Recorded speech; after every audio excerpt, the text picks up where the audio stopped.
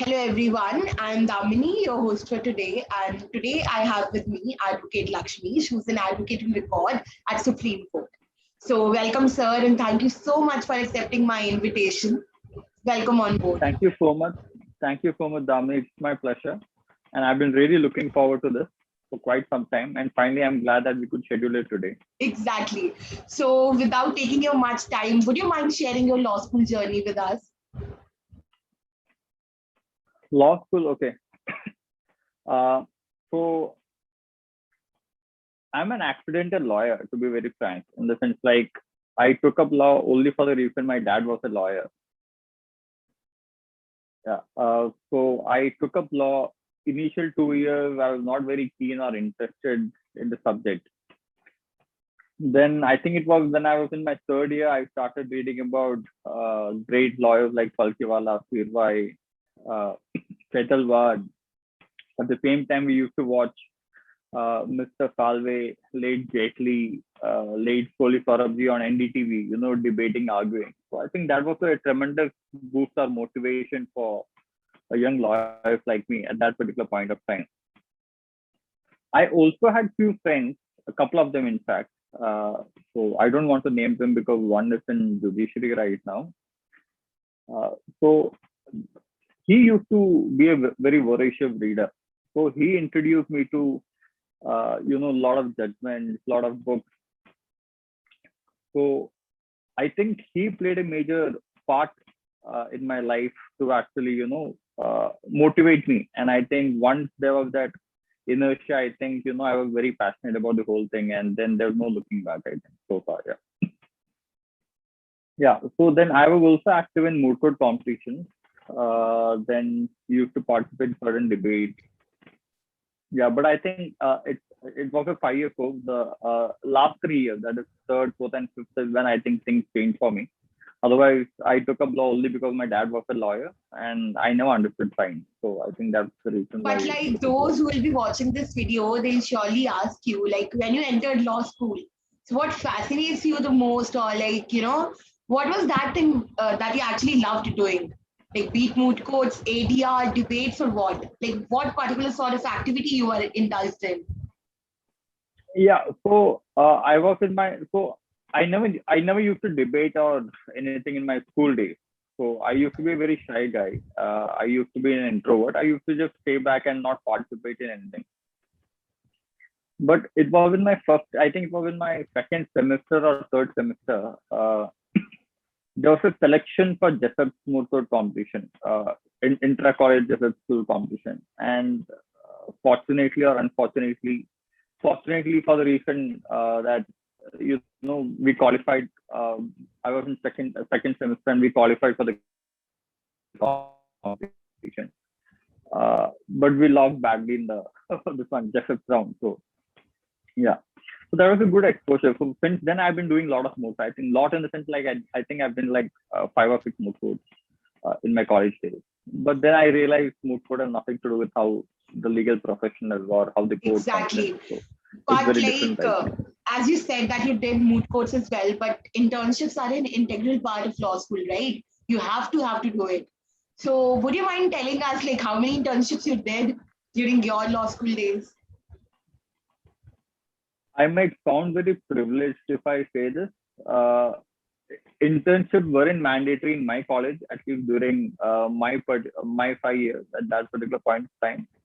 So I'm from GLC Kochi. So my batch was the first batch where they started the semester system. And for some reason, internship wasn't mandatory. Code visits were, but internship weren't mandatory. So for me, like I said, first 2 years I was not very serious about my about taking up law. Though I used to do moot court competition, but nothing motivated me for first 2 years. Yeah, I had some joy in defeating my seniors in the moot court, but apart from that, I didn't have the passion of being a lawyer, at least for the first 2 years. My dad being a lawyer, I used to go to his office at least three times a week, 4 times a week. So I think my 5 years I spent majorly in his office, and I didn't do any internship with anyone else as well. So as and when I got time, I used to go. And it wasn't a mandatory affair as such, but yeah, I used to go to his office and sit in the evenings at least for 3 to 4 days a week, depending on what my friends were doing. So if they were having fun, then I would join them. But otherwise, yeah. But So like that those, way, I didn't do any internship. yeah, but those students who will be watching this video, they'll surely say that doing internships nowadays is very important, right? Because finding an No, it is. internship It is. is very, what do you call it, very difficult in a way. So, any sort of words for those who are actually struggling to get internship, any motivational words for them?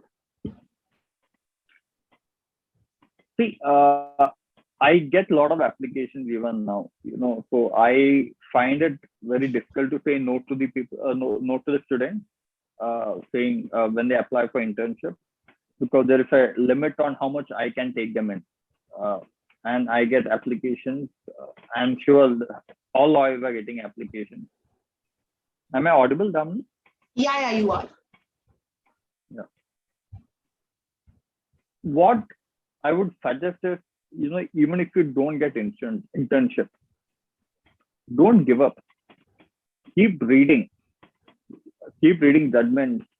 Avoid guides. Okay, don't read guides or anything. Start reading from the Bare Act. Read judgment. It's very important because it's in judgment where you have both the arguments by both the sides. There is an analysis by the court, and then there is a finding. So your legal acumen improves that way considerably. So don't rely on guides. Even in my college days, I never relied on guides. First thing to do is pull out a Bare Act and read the Bare Act, analyze the provision, and then go to the commentary. But please avoid guides. I think the amount of knowledge you acquire reading judgments and commentaries is far more than what you read in guide, because guide is just a summary of the thing. I don't think so that actually helps at all. Yeah, and one very important factor which I would advise for all the students, I get a lot of mails saying, "Hi sir, how are you?" And then I don't have time to respond. And even if I find some time and respond to them, then they'll be like, "Sir, is there a place or is there a vacancy or no?" So I think students should actually frame a covering letter and send a CV without inquiring much. You don't know when you will hit the bullseye, right? You might sometimes just like the CV and just get that person on board. And I also don't very much emphasize on CV because I think internship is more of learning experience. So I'm not expecting much from the interns as well. So what I try doing here is mentor them how to read law, understand law, and all of that. So I don't get my work to be done by them. So that I have a slightly different way of doing things. Yeah. Okay. So apart from these questions, I must say that you're very active on LinkedIn, right? Actually, I approached you through LinkedIn only because you were very active. You were posting a lot of content over there. So would you mind telling us, like, were you Yeah. active on LinkedIn during your college days as well, or like, is it so during the lockdown only? I was not active on social media during my college days. Even now, I'm not active as such. LinkedIn, yes, I was active during the lockdown period, but now I'm again inactive because there's a huge workload right now on all of us. So now again, I think I'm like hibernating right now. I do accept applications or respond to few students as and when I get time. But yeah, otherwise I'm not much active right now. But like the sort of content you post, sometimes that is very motivational, sometimes that is very informative. So like, is it for some kind of purpose or you just do it intentionally or unintentionally? No, the reason why I was posting is I think a lot of students were very disheartened. Students and young lawyers were very disheartened. So even, we were all kind of in a stalemate that point of time with very little work. And, a lot of people not able to find work. So that point of time, I thought probably I should motivate the younger generation. Younger friends. We are all the same. Okay. Yeah, the young lawyers and students. I think a bit of motivation, a bit of pat on the back would actually take students a long way forward. A lot of students, in the application which I get, or when they call me up, they say, "So I don't have any work right now. Please help me." So I do try to help my former juniors as well by outsourcing work, by finding some work to them. So I do my bit. Yeah, because this pandemic came all of a sudden. Like For some, it came with so many traumas and tragedies. So everyone is ready to start it. And yes, that was a tough times, but especially the batch of 2020 plus 2021 Yeah. faced a lot, right? And helping them, it's a great thing for sure. But let's just move on to the more informal part of this conversation. And now I'm gonna play some rapid fire with you. I'll ask you some questions and quickly you have to answer them. Okay. Sure. Okay. Yeah. So you need to tell me, like, you need not to name out that professor, but you need to tell me, was there any professor who used to cut your attendance even if you don't talk? This happens with me, but just asking. Not for attendance, not attendance, but he's cut my internal marks. He's cut my Oh God, internal marks. directly marks. Yeah. Yeah, he cut Okay. my marks that because I think 20 marks was internal for us, 5 was for attendance, 5 was test paper in that class test, and I think rest 10 was I think for the seminar. So he disagreed with me on a point. I challenged him, and then that went little, off the road. And I think he, cut large part. I passed that examination fortunately, but Okay. yeah. Challenging teachers nowadays can be very dangerous. I must say. This is what you did, right? No, yeah. So I disagreed with the view you've taken on that point. So like I said, Josh zyada tha us time pe. As a Okay. young lawyer, you don't know sometimes. Not lawyer, as a student, you didn't know where to stop. So I kind of challenged him, saying I have different view of different opinion, and I think that debate went on for 1.5 hours or something, and he was not quite happy with how things went. So yeah, This happens with me as I well, wouldn't. but they never did that. Yeah, maybe. Yeah, Okay, yeah. so you need to tell me the worst punishment you got. Maybe during the school days or the college days. School days, I was asked to leave the class several times. Even college days, I was asked to leave class several times. When you sit chat in the class, or when you're not ready Exactly, with just something, you're not. get outside of the class and stand over there till the teacher reaches out, right? Yeah, but teachers also didn't realize that if they ask you to leave, then you just leave the college itself. So Oh that God. that was also a problem. Yeah. So that was the worst punishment. That is the common one. Yeah. That was the worst So one. leaving Okay. class is leaving class is the most common one. Okay. So would you mind sharing any of the best experiences yours? Professionally or in the college? It can be anything. Yeah, professionally, I think, like I said, my dad was a lawyer, so I was very fortunate that way. I could take up opportunities coming my way. So I used to get to argue his brief. So in the very first month of my enrollment, I used to argue before the High Court of Kerala. So I had the liberty from my dad saying, "You argue." Of course, he won't sacrifice the interest of his clients, but again, he would give me such a matter where he thought I would be able to handle. And he would also be present at the back of the court. I wouldn't know that he would be standing, but if I was in trouble, then he would walk in and probably help me out. So that way, I used to get a lot of opportunities initially in my career, and I had received few compliments from the judges to be arguing cases at a very young age. I think I was very fortunate that way, being a second generation lawyer. But for all the first generation lawyers, I would also wish to say that my dad was a first generation lawyer and he struggled his way up. So never give hope. There is always room at the top. Exactly. That's what I've been always saying. That was actually needed because those who will be watching this video will surely say that you didn't struggle at all because you were a second generation lawyer. No, that way I should tell you, I came in Delhi in 2010. I never had the courage to go independent until 2016 and 2017. So, I always had it in my mind, will I get clients? Will I not get them? How will I survive? So I never dared to go independent. So finally, I took that plunge in 2016-17 after I became an AOR. Yeah, initial, I think 1.5 years was a struggle, and God have been kind after that.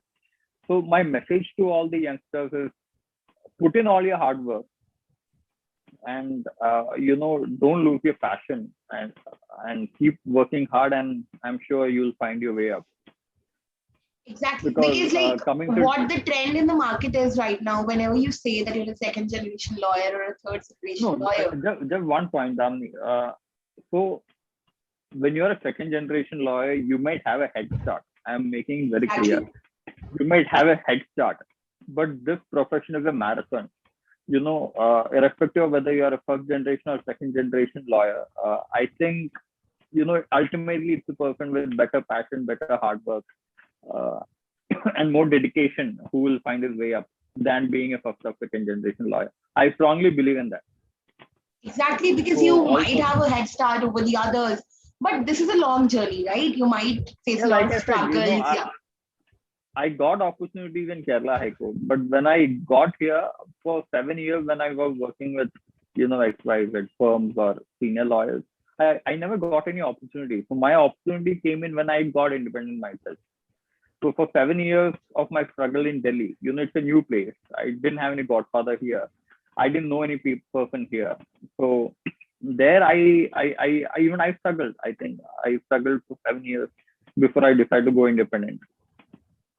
And my wife was a big support. So Okay. she Yeah. told me, okay, go pursue your dreams, and that's when I got independent. And because they say if you don't pursue your dreams, they say someone else will use you to pursue their dreams. So I think Exactly.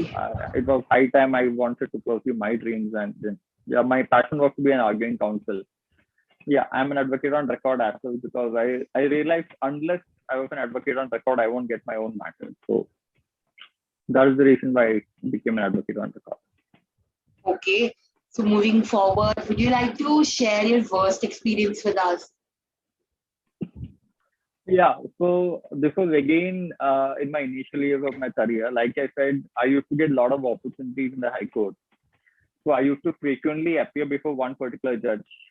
So he used to believe me on my face value. So whatever submissions I made, we used to take precedent, judgments, everything when we go before the court. He never used, whenever I extended my hand to hand it over, he would say, no, no, it's not required. So then gradually I thought, okay, maybe he won't need it in future.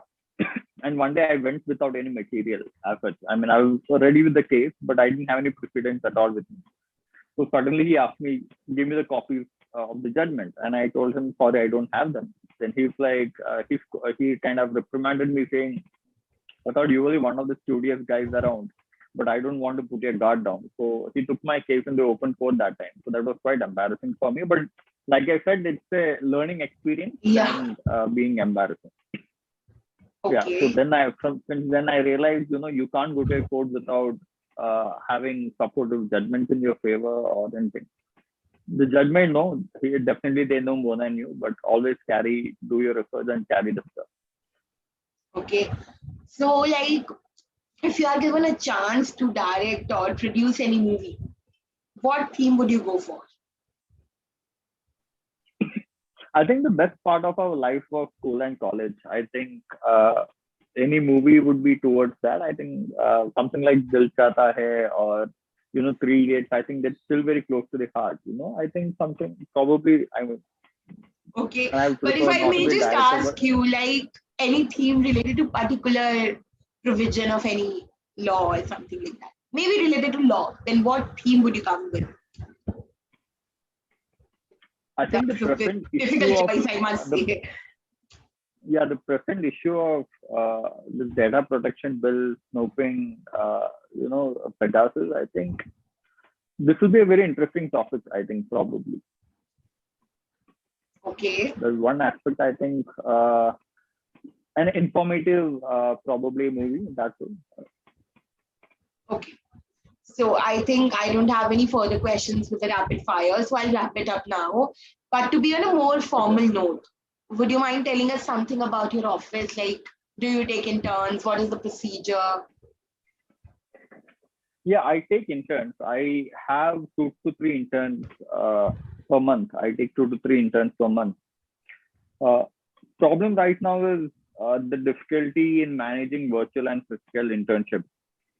I prefer, students coming over here so that I can better guide them.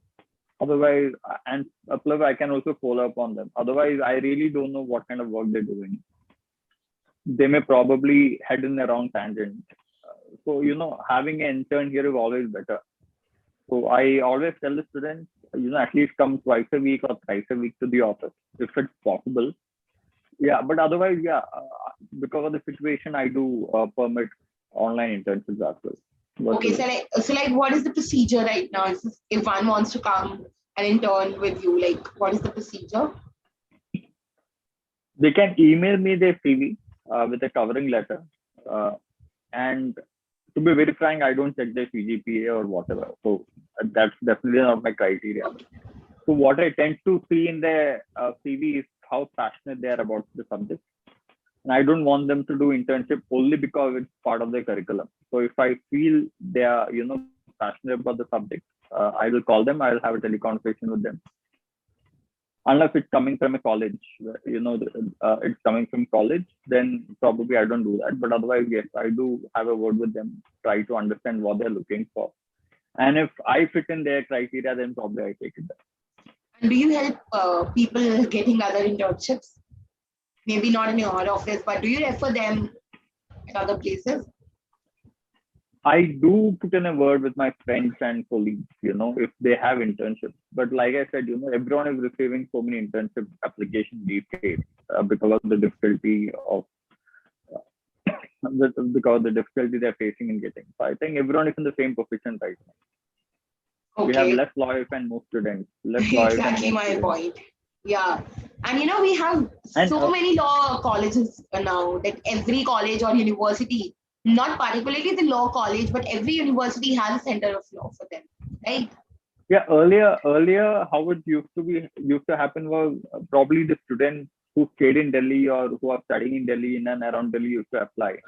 But right now, the application numbers have gone high. I mean, someone from South, East, West, everyone is sending their application because they are all looking for virtual internship. So that way, I think the internship numbers have, gone up considerably. Exactly. So, like moving forward with some motivational words. So, like as I told you that this COVID pandemic was very hard for batch of 2020 plus 2021, right? Any sort of motivational words for them, any sort of advice for them. There is no substitute for hard work. I should say that clearly. I think the more you read, more informative you become. Yes, skill is very much an important, passion is very much an important, but you can't just come up only with passion or skill. You need information, you need knowledge for which you'll have to read up. Secondly, please read bare acts and judgments.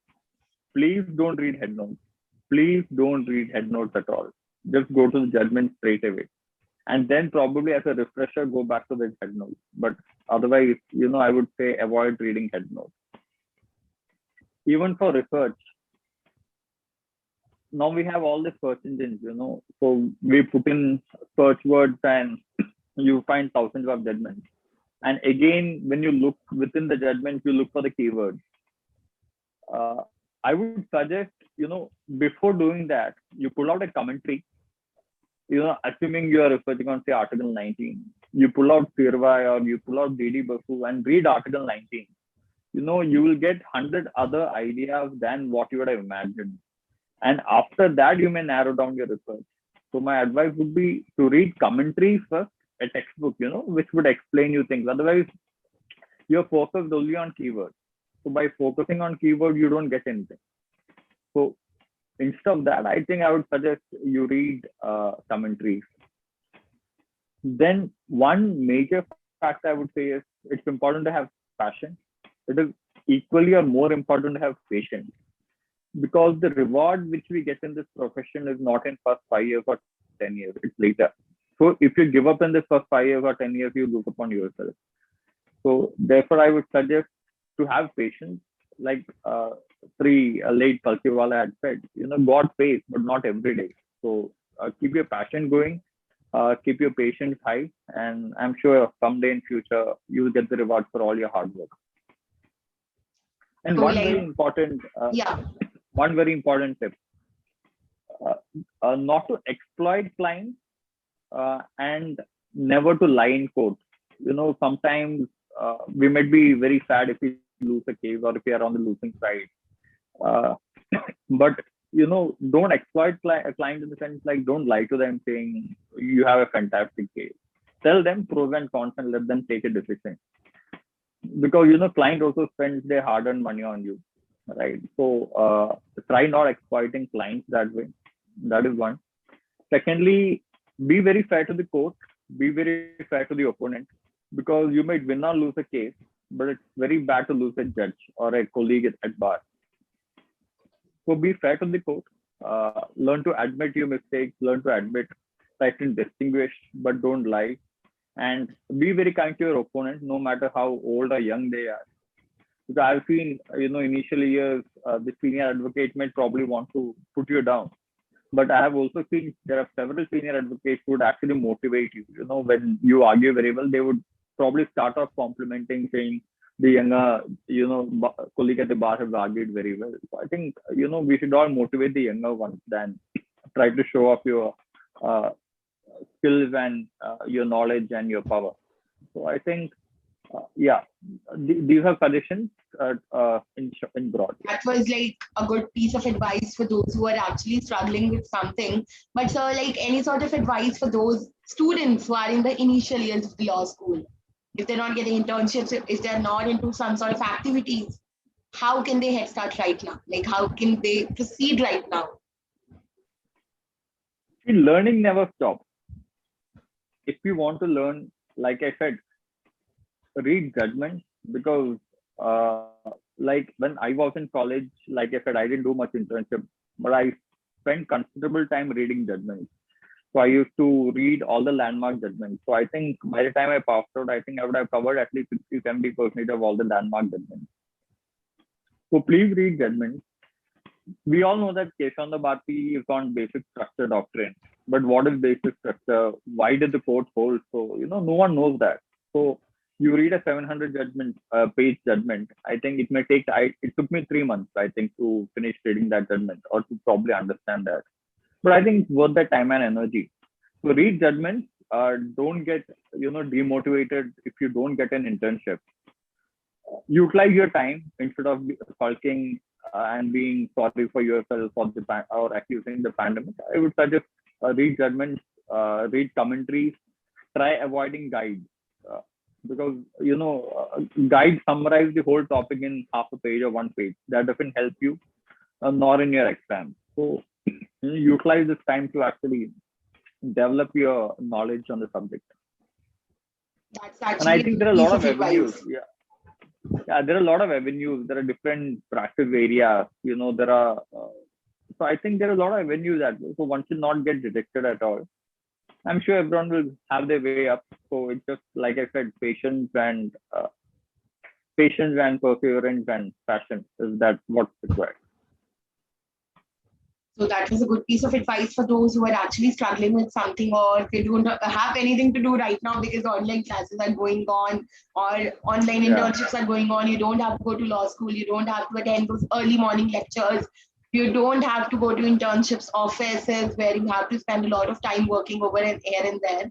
And you can kickstart anything right now. Maybe start with the research. As you said, like don't refer to the guides. Just start reading. Even I think Yeah. reading within this field is very important, because if you have the habit of reading, you can do anything, because after you are doing internships or after you're done with it, you have to read, right? So one Right. small Correct. question from my side: if Yeah. someone is very introvert, right? Like he or she don't talk to much people, but when we talk about law or the legal field, it's all about networking. You have to network with a Yeah. lot of people, right? So any sort of advice for those who are very introvert, who don't even talk to others, who don't like making good connections with the people? I'm not sure how many would believe that, but I'm very bad at networking. Okay. So I'm someone who believes that your work should speak for yourself. I think there are a lot of lawyers who come on TV, and there are a lot of other lawyers who are not on TV, who don't come on TV. So people don't know. I mean, within public, probably people don't know the ones who are not on TV. But I think they are even better lawyers.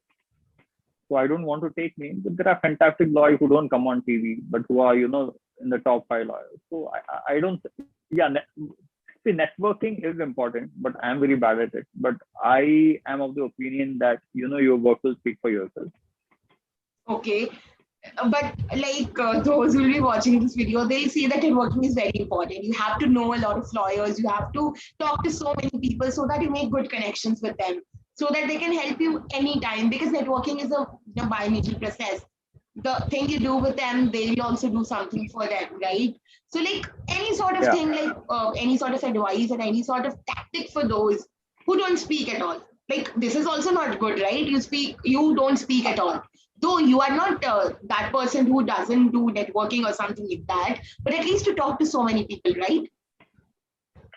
I think it's important for lawyer to write and for lawyer to speak. So the ones who are little introvert and not wanting to speak and write on articles, write articles, criticize judgments, get it published. I think that would also help them considerably.